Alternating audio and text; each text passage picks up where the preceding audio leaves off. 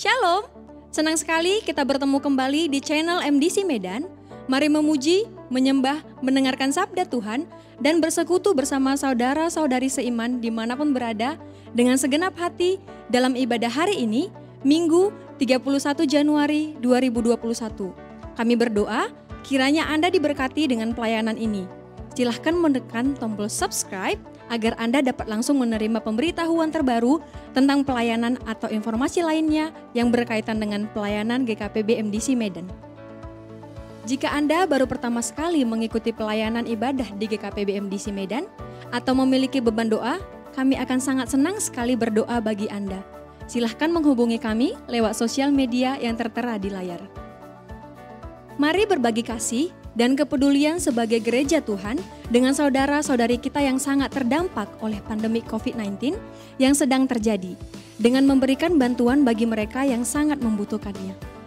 Pada hari Selasa, 2 Februari 2021, pukul 19 waktu Indonesia Barat, kita akan mengadakan doa malam via Zoom dengan nomor meeting ID 222 333 0023 dan passcode doa malam.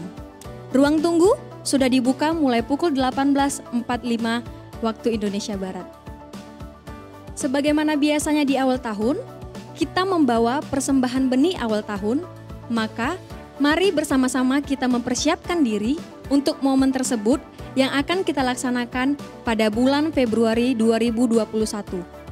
Persembahan dapat disetor ke rekening persembahan dengan berita benih awal tahun di sepanjang bulan atau dapat diantar langsung ke sekretariat gereja setiap hari Selasa sampai Sabtu. Perayaan Celebration of Giving sendiri akan dilakukan pada hari Minggu 21 Februari 2021 secara onsite dan online. Ibadah tatap muka atau onsite kembali akan kita laksanakan pada minggu pertama Februari tanggal 7 dan minggu ketiga tanggal 21 pada pukul 10 waktu Indonesia Barat. Dikarenakan pelaksanaan ibadah onsite dengan penerapan protokoler kesehatan, maka jumlah kehadiran dibatasi hanya untuk 80 tempat duduk saja, dan yang dapat hadir adalah jemaat dalam rentang usia di atas 15 tahun dan di bawah 60 tahun. Oleh karena itu, jemaat yang rindu hadir dipersilahkan untuk mendaftar lewat link Google Form yang akan dibagikan lewat WhatsApp. Saudara-saudari yang sudah mengikuti dan menyelesaikan program pemuridan hidup berjemaat dan rindu untuk menjadi jemaat ikat janji, silahkan mendaftarkan diri dengan menghubungi sekretariat. Bapak, Ibu, dan saudara-saudari sekalian, tahun 2021 sudah kita jelang. Jika Anda memiliki harapan dan pergumulan yang sedang dialami saat ini, maupun kerinduan untuk terjawab di tahun 2021, silahkan menyampaikannya lewat layanan WhatsApp. Untuk selanjutnya akan didoakan oleh para gembala.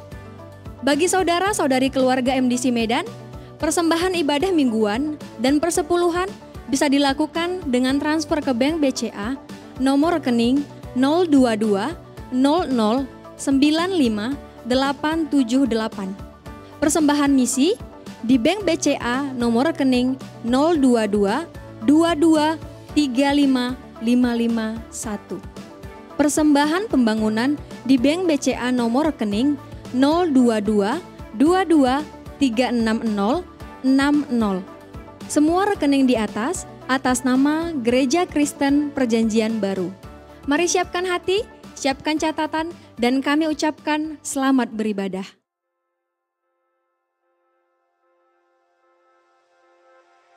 Mazmur 65 ayat 9. Engkau mengindahkan tanah itu, mengaruniainya kelimpahan dan membuatnya sangat kaya. Batang air Allah penuh air, engkau menyediakan gandum bagi mereka. Ya, demikianlah engkau menyediakannya. Maka menaburlah Ishak di tanah itu, dan dalam tahun itu juga ia mendapat hasil 100 kali lipat, sebab ia diberkati Tuhan.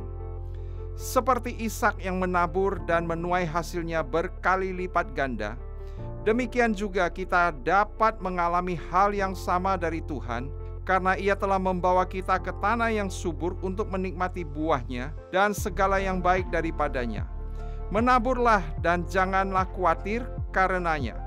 Tuhanlah yang akan memberikan pertumbuhan kepada benih yang kita tabur itu. Mari kita berdoa. Bapa yang baik, syukur kami panjatkan kehadirat-Mu. Dengan kasih yang besar, Engkau membawa kami kepada hidup yang berkemenangan dan senantiasa memberkati kami. Jadikan kami hamba yang setia, membagikan kasih-Mu yang mulia itu kepada saudara-saudari kami dan menabur kebaikan. Kami mau senantiasa siap menghadapi musim baru ini. Temukanlah kami sebagai hamba yang setia dan berkenan kepadamu. Terima kasih Tuhan. Kami berdoa dalam nama Yesus, Tuhan kami yang hidup. Amin.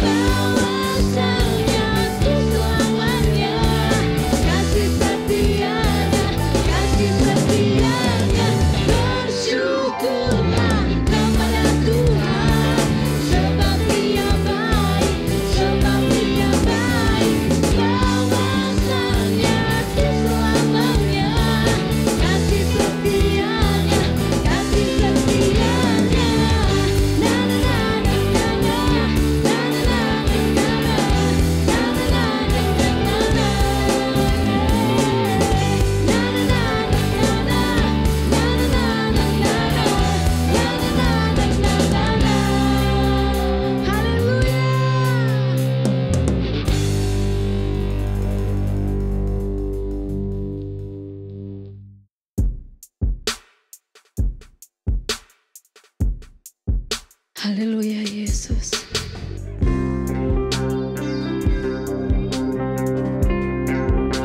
Terima kasih Tuhan.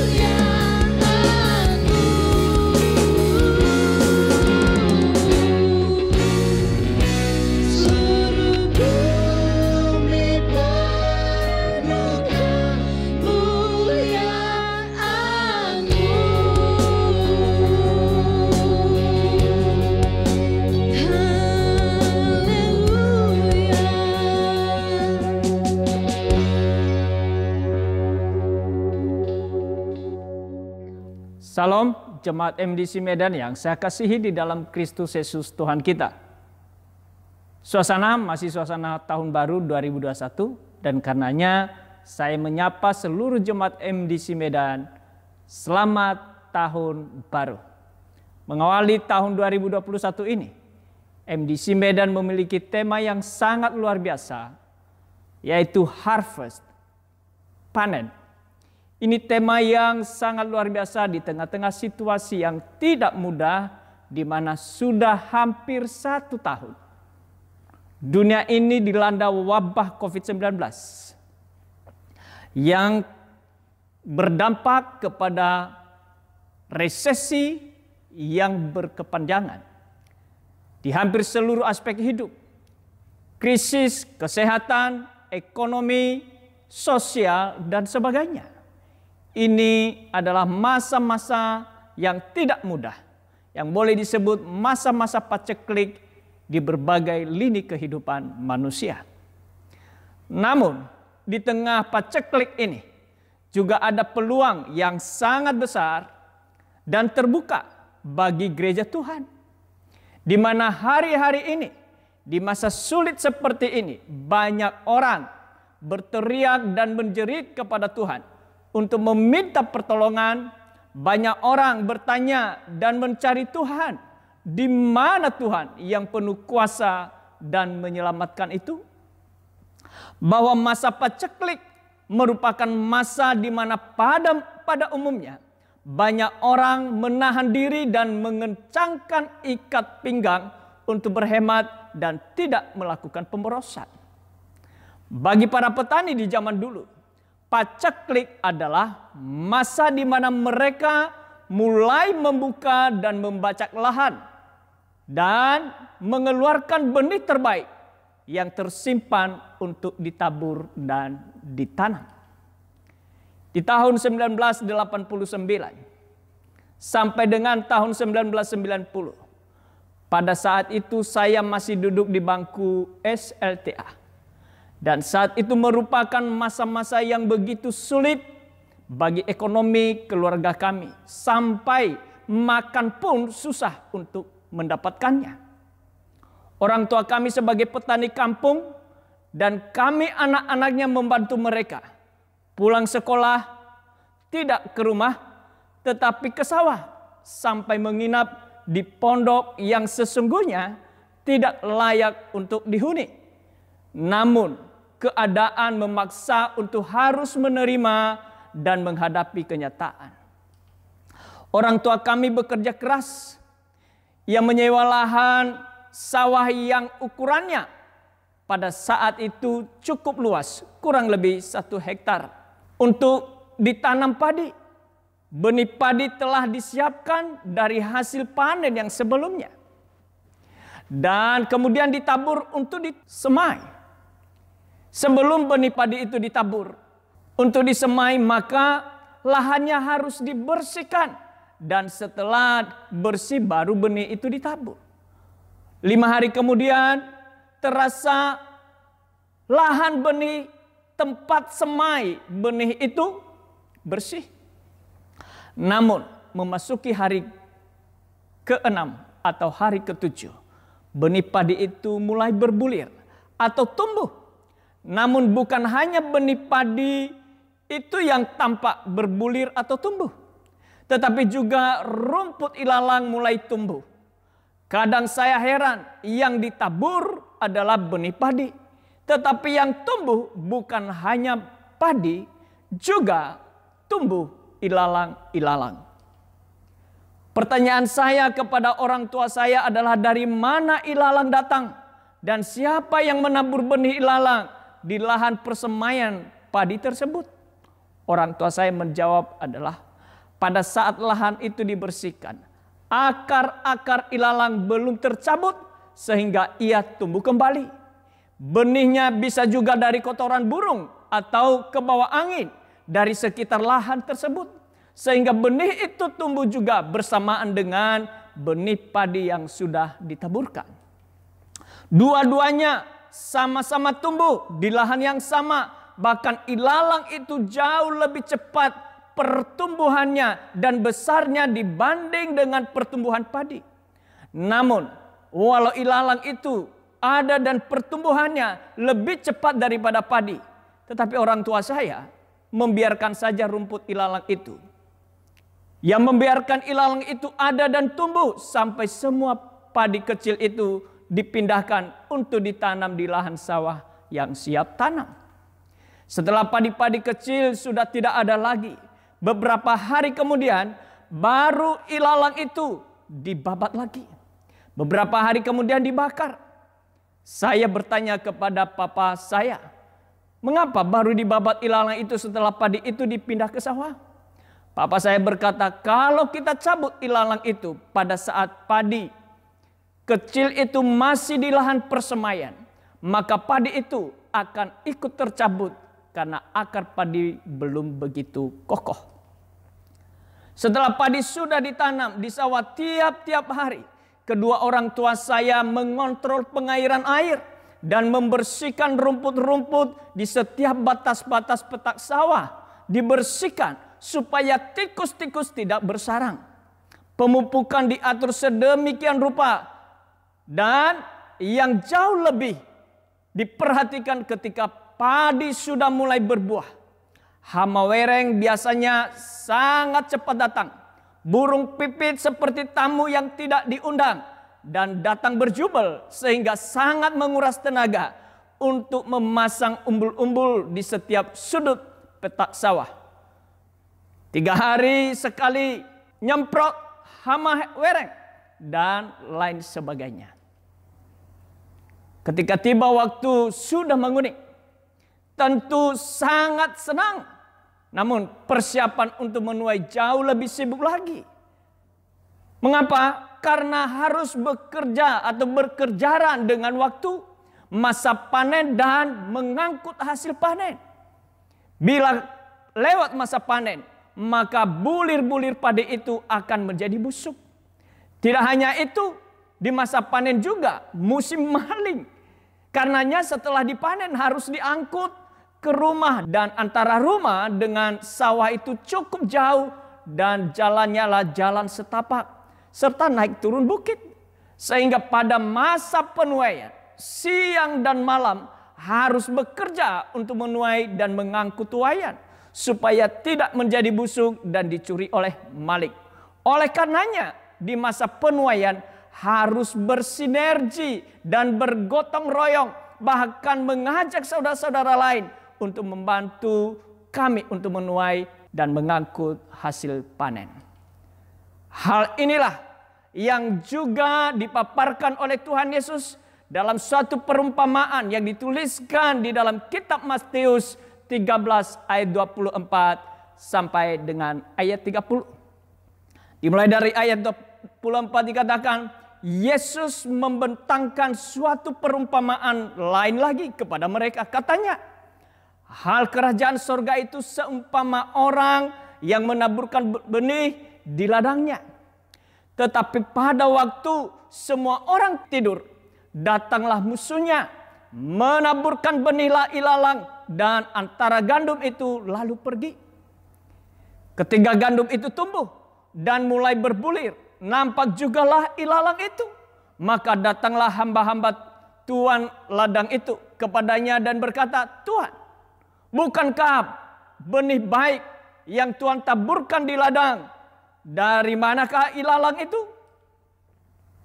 Jawab tuan itu, seorang musuh yang melakukannya. Lalu berkatalah hamba-hamba itu kepadanya, jadi maukah Tuhan supaya kami pergi mencabut ilalang itu? Tetapi ia berkata, jangan, sebab mungkin gandum itu ikut tercabut pada waktu kamu mencabut ilalang itu. Ayat 30 dikatakan, biarkanlah keduanya tumbuh bersama-sama waktu menuai. Pada waktu itu aku akan berkata kepada para penuai, kumpulkanlah dahulu ilalang itu dan ikatlah berkas-berkas untuk dibakar. Kemudian kumpulkanlah gandum itu di dalam lumbungku. Saudara-saudari yang saya kasihi dalam Tuhan, seorang penuai, seorang pemanen adalah pertama yang ia miliki adalah menabur benih. Seorang petani yang baik tidak akan mungkin menuai bila ia tidak menabur benih. Dan benih yang ditabur bukan hanya ditabur begitu saja, tetapi perlu memahami, mengerti bahwa benih yang ditabur di lahannya selalu ada ancaman, baik penghalang, penghambat, bahkan yang mematikan.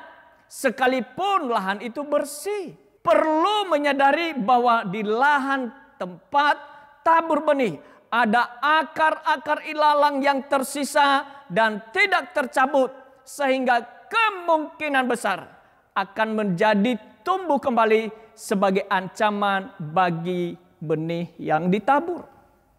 Kemudian tidak hanya akar ilalang yang masih tersisa, namun juga ada benih ilalang yang berasal dari burung yang terbang melewati lahan atau hinggap di lahan itu sendiri, dan burung itu mungkin saja ada sisa biji makanan dari mulutnya atau dari kotorannya jatuh ke lahan benih, yang akhirnya benih ilalang itu menjadi tumbuh dan menjadi ancaman kepada benih tumbuhan yang ditabur oleh sang petani.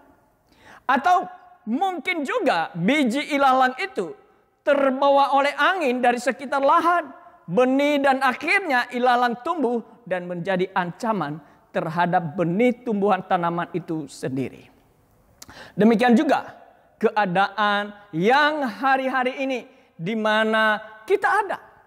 Bahwa memang masa yang tidak mudah, namun tidak berarti kita menjadi berpangku tangan dan tidak berbuat apa-apa.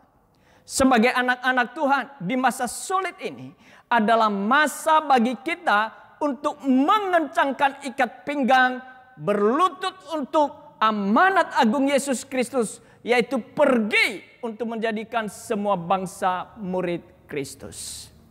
Dalam pemberitaan kita tidak sekedar memberitakan Injil di lahan yang tersedia, namun dibutuhkan pengetahuan yang memadai untuk memahami dan mengerti ancaman dari pertumbuhan benih, yaitu firman Tuhan itu sendiri kepada setiap jiwa-jiwa.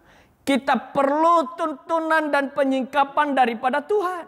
Kita perlu kuasanya untuk menaklukkan dan mencabut setiap penghalang-penghalang dan ancaman. Kita perlu mengerti dan tahu kapan waktu tepat untuk mencabut setiap ancaman. Disinilah dibutuhkan hikmat. Bagian yang kedua, seorang penuai adalah memiliki hikmat dan bijaksana. Sebagaimana ditulis di dalam Amsal 20 ayat yang ke-10, dikatakan permulaan hikmat adalah takut akan Tuhan, dan mengenal yang maha kudus adalah pengertian. Hidup takut akan Tuhan, yaitu orang yang selalu menghormati dan mengandalkan Tuhan. Pribadi yang tidak mengandalkan kekuatan diri sendiri dan manusia, tetapi seorang yang rendah hati, yaitu orang yang menyadari akan keterbatasan dan kelemahan dirinya. Dan karenanya ia duduk berdiam diri dalam keheningan bersama dengan Tuhan untuk mendengarkan tuntunan Tuhan atas setiap langkah demi langkahnya. Menyadari bahwa tanpa bersama dengan Tuhan ia tak mampu berbuat apa-apa. Tanpa Tuhan ia tidak berani jalan sendiri. Tanpa tuntunan Tuhan ia akan mengalami kesesatan. Tanpa Tuhan segala sesuatu yang dilakukannya adalah kesia-siaan. Daud di dalam Mazmurnya yang dia tuliskan dalam Mazmur 25 ayat 12 sampai dengan ayat ke-14. Dikatakan, siapakah orang yang takut akan Tuhan? Kepadanya Tuhan menunjukkan jalan yang harus dipilihnya. Orang itu sendiri akan menetap dalam kebahagiaan dan anak cucunya akan mewarisi bumi. Tuhan bergaul karib dengan orang yang takut akan Dia, dan perjanjiannya diberitahukannya kepada mereka. Orang-orang yang menghormati dan takut akan Tuhan akan mampu membuat pilihan, keputusan yang tepat dan benar. Karena Tuhan sendiri yang menunjukkan dan menuntunnya untuk memilih yang benar. Akibat keputusan yang tepat akan mendatangkan sukacita, kebahagiaan, dan berkat bagi anak-anak cucu cicitnya. Orang yang takut akan Tuhan akan mampu mengelola, mengurai, dan menyelesaikan setiap persoalan yang menghadang, menghambat setiap langkah dan karyanya tanpa berkonflik dengan orang lain. Bahkan hal-hal yang tidak mampu dikerjakannya, Allah sendiri yang menyelesaikan itu baginya, dan hasilnya selalu mendatangkan damai sejahtera dan sukacita. Hikmat dan bijaksana datangnya dari hidup takut akan Tuhan. Hidup takut akan Tuhan adalah senantiasa menyadari akan keterbatasan dan kelemahan diri dan mengandalkan Tuhan, percaya dan berharap dan bertindak seturut tuntunan Tuhan. Bagian yang ketiga, hidup penuai adalah berjaga-jaga dan menggunakan waktu sebaik mungkin. Seorang petani yang baik adalah seorang yang memanfaatkan waktu sebaik mungkin untuk bekerja, mempersiapkan lahan, menabur, menanam benihnya, serta merawat dan memeliharanya, memupuk dan mengobati tanaman tumbuhannya dari segala macam penghalang, ancaman, penghambat yang membuat tanamannya menjadi kerdil bahkan mati. Ia harus bekerja keras dan serius untuk merawat tanaman tumbuhannya sedemikian rupa. Ia harus mengerti kapan waktu penyiraman, kapan waktu mencabut rumput, kapan waktu membersihkan sekeliling tanaman, dan kapan waktu memupuk, kapan waktu memberikan obat dari serangan hama sampai tanaman itu berbuah dan matang dan siap untuk dituai.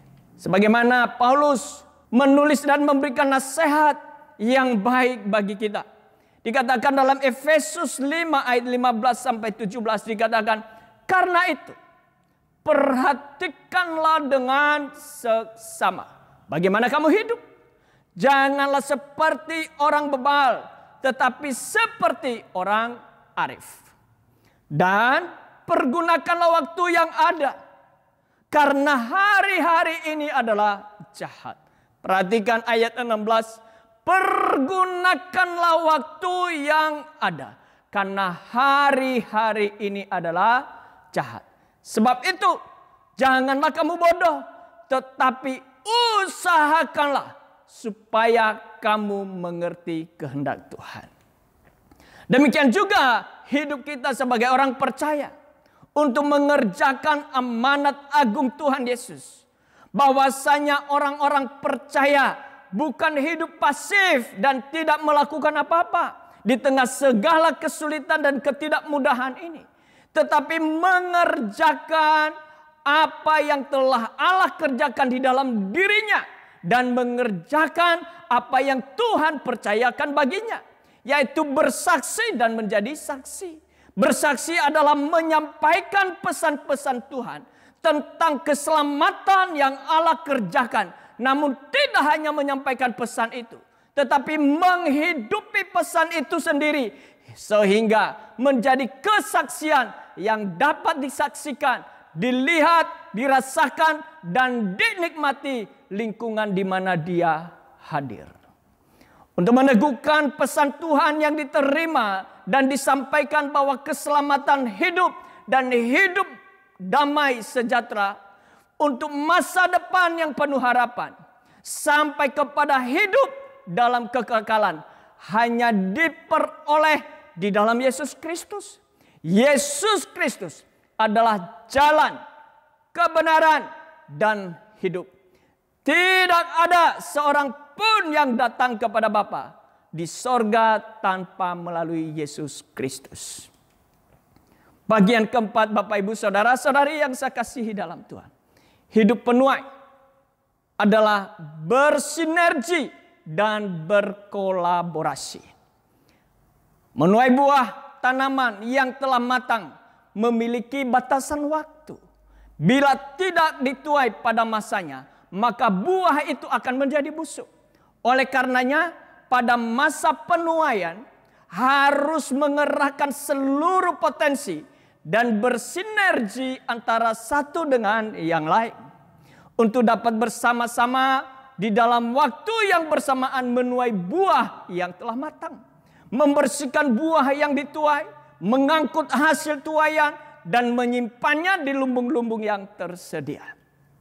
Sebagai jemaat yang terdiri dari anggota satu dengan yang lain, yang memiliki peran dan fungsi masing-masing.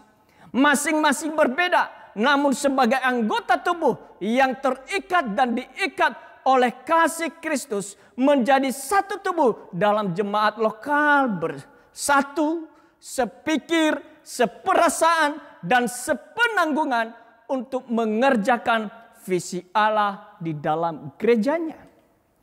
Karunia yang berbeda-beda yang diberikan oleh Roh Kudus kepada setiap anggota tubuhnya berguna bukan untuk ketinggian dan peninggian diri sendiri, tetapi untuk membangun seluruh tubuh agar dapat menunaikan tugas dan visi yang Allah berikan untuk hormat kemuliaan bagi Tuhan. Tuaian yang sedang menguning tidak akan menjadi busuk. Semuanya dapat dituai, dibersihkan, diangkut, dan disimpan ke lumbung-lumbung bila bersinergi dan berkolaborasi satu dengan yang lain sebagai anggota keluarga. Tuaian memang sedang menguning. Bersinergilah satu dengan yang lain, bersehati, sepikir, seperasaan, dan sepenanggungan untuk menuai jiwa-jiwa bagi kemuliaan Tuhan. Telah diberikan satu teladan yang baik oleh jemaat di jemaat mula-mula, sebagaimana yang dituliskan di dalam Kisah Para Rasul 2 ayat 44 sampai dengan 47. Dikatakan bahwa dan semua orang yang telah menjadi percaya tetap bersatu, dan segala kepunyaan mereka adalah kepunyaan bersama, dan selalu ada dari mereka yang menjual harta miliknya lalu membagi-bagikannya kepada semua orang sesuai dengan keperluan masing-masing. Dengan bertekun dan dengan sehati mereka berkumpul tiap-tiap hari dalam bait Allah. Mereka memecahkan roti di rumah masing-masing secara bergilir dan makan bersama dengan gembira dan dengan tulus hati. Ayat 47. Sambil memuji Allah, dan mereka disukai semua orang, dan tiap-tiap hari Tuhan menambahkan jumlah mereka dengan orang yang diselamatkan. Hanya bila kita bersatu hati, bersinergi satu dengan yang lain, apa yang dia punya, dia dapat berikan untuk kebutuhan orang lain, untuk memenuhi keperluan orang lain. Mereka bersama-sama dan dengan tulus hati, tidak dengan maksud yang lain, tetapi hanya untuk karena mereka merasakan Tuhan itu di dalam hidup mereka. Bahwa mereka adalah menjadi satu di dalam Tuhan. Satu tubuh, satu anggota, satu keluarga. Keluarga kerajaan Allah. Sehingga segala sesuatu yang mereka miliki, apa yang mereka punya, mereka persembahkan untuk kebutuhan bersama. Saudara-saudari yang saya kasihi dalam Tuhan, Jemaat MDC Medan akan menjadi penuai yang besar. Menuai jiwa-jiwa bila saudara telah menabur benih. Bila saudara memiliki hikmat dan bijaksana. Bila berjaga-jaga dan menggunakan waktu sebaik mungkin. Dan bersinergi serta berkolaborasi satu dengan yang lain. Tuhan Yesus memberkati. Immanuel.